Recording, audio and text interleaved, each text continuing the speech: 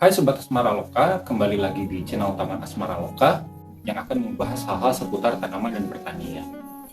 Kita sebelumnya udah pernah ya bahas tentang cara mengeracik media tanam, cara membuat pupuk organik, pestisida organik, fungisida organik. Tapi tahu nggak teman-teman Asmara Loka kalau sebetulnya supaya tanaman tumbuh subur itu banyak banget faktornya. Mungkin beberapa diantaranya adalah pengaplikasian pupuk organik ya. Itu balik lagi ke fase tanamannya gitu kan, pengaplikasian pupuk itu. Terus penanggulangan hama, faktor cuaca dan sinar matahari, tingkat kelembaban tanah, mikroorganisme, dan ketersediaan unsur hara, makro dan mikro dalam tanah. Dan banyak lagi sebetulnya ya. Nah, kali ini saya akan sharing tentang kapan waktu yang tepat untuk mengaplikasikan pupuk organik buat tanaman. Tapi sebelumnya kita simak dulu opening yang mau mulai.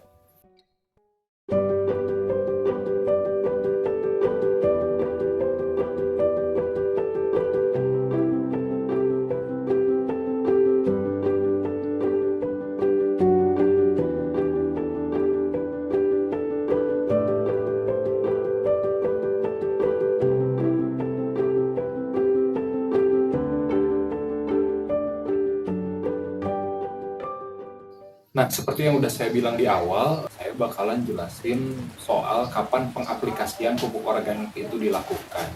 Jadi pengaplikasiannya itu tergantung fase tanamannya. Jadi kalau tanamannya itu sedang di fase apa gitu, pakai pupuk yang mana. Dan sebelum ke situ, saya mau jelasin dulu kalau fase pertumbuhan tanaman itu setelah penyemaian ya, itu ada dua, yaitu fase vegetatif sama fase generatif. Fase vegetatif itu yaitu rentang waktu tumbuh pada tanaman di mana tumbuhnya tanaman itu difokuskan untuk numbuhin tunas, cabang, anak cabang, ranting, akar, dan batang. Kayak gitulah, jadi untuk tumbuhin dulu bagian-bagian dari tanamannya itu gitu. Nah, di fase ini unsur hara yang paling dibutuhin sama tanaman itu nitrogen sebetulnya. Fosfor sama kaliumnya dibutuhin, cuman lebih banyak ngebutuhin unsur nitrogennya gitu kalau di fase ini. Nah, fase yang satu lagi yaitu fase generatif. Nah, kalau di fase generatif itu rentang waktu tanaman di mana tanaman itu fokusnya itu memproduksi bunga dan biji. Jadi fase ini tuh fase dewasa lah, fase mature-nya tanaman. Jadi di fase ini tanaman udah siap untuk bereproduksi. Nah, unsur hara yang dibutuhin di fase ini yaitu kalium sama fosfor.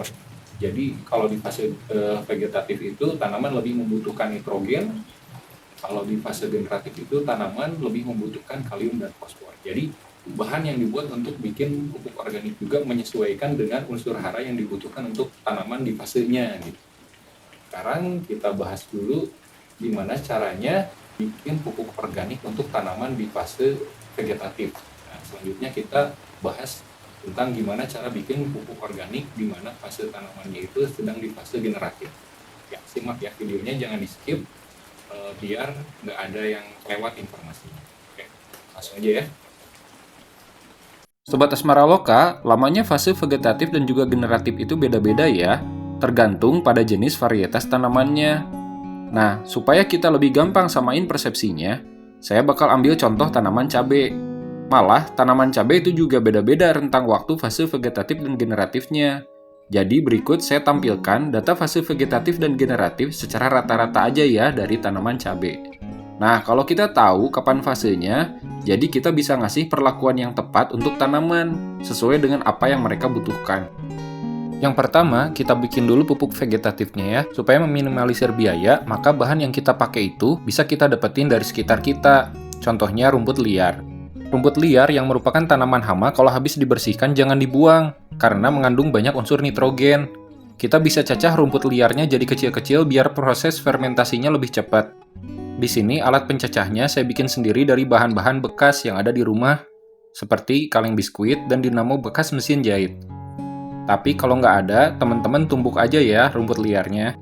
Langsung aja masukin 150 gram rumput yang udah dicacah ke dalam botol yang kapasitasnya 1,5 liter.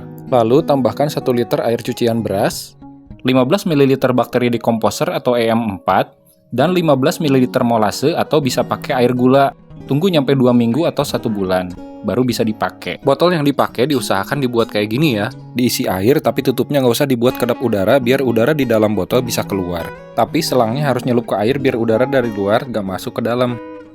Botol yang terisi rumput dihubungkan dengan selang kecil ke botol yang lain, dan tutup botolnya dibuat kedap udara dengan lem pipa. Jadi udara dari luar nggak bisa masuk ke dalam, sedangkan udara dari dalam bisa keluar. Kalau udah jadi, campurin aja pupuk cairnya sama air dengan perbandingan 1:10. Siramnya kalau tanaman berusia seminggu sampai 1 bulan sejak masa tanam. Nah, itu tadi cara membuat pupuk untuk fase vegetatif, beserta kapan waktu penyiramannya. Sekarang kita beralih ke fase generatif. Seperti yang saya bilang di awal, pupuk di fase generatif bagusnya mengandung banyak unsur kalium dan fosfor. Kaliumnya bisa kita dapetin dari kulit pisang, sedangkan fosfornya dari telur. Kulit pisang mengandung 42% kalium. Kalium merupakan unsur hara makroprimer yang dibutuhkan selain nitrogen dan fosfor. Langsung aja, bahan yang dibutuhkan antara lain 5 liter air cucian beras, jerigen yang udah dipasang selang. Nanti cara pembuatannya saya jelasin ya. 1 kg kulit pisang yang sudah dicincang kecil, 100 gram cangkang telur, 100 gram gula merah yang udah dihaluskan, dan bakteri dekomposer. Kalau nggak ada, boleh pakai E4 ya. Cara bikin wadah jerigennya sederhana banget. Siapkan jerigen yang kapasitasnya di atas 5 liter, selang kecil sepanjang 40 cm, dan botol kecil. Lubangi tutup jerigennya seukuran selang, lalu disegel dengan lem tembak supaya kedap udara. Lalu, ujung selang satunya masukkan ke botol, yang tutupnya udah dilubangi. Nggak usah dibuat kedap udara ya, nggak apa-apa. Yang penting selangnya kecelup air, karena botolnya nanti diisi air. Tujuannya supaya gas buangan fermentasinya masuk ke botol, sehingga jerigennya nggak meledak. Nantinya, gas yang masuk ke botol bisa keluar lewat celah lubang tutupnya, tanpa ada udara luar yang masuk ke jerigen. Kalau udah siap, masukkan semua bahannya ke dalam jerigen. Tapi, cangkang telurnya harus dihaluskan dulu ya. Habis itu, masukkan 10 ml bakteri dekomposer. Tunggu sampai sebulan. Kalau udah jadi pupuk cairnya, bisa dicampur per 30 ml-nya dengan 1 liter air. Pengaplikasiannya bisa dikocor atau disemprot ya.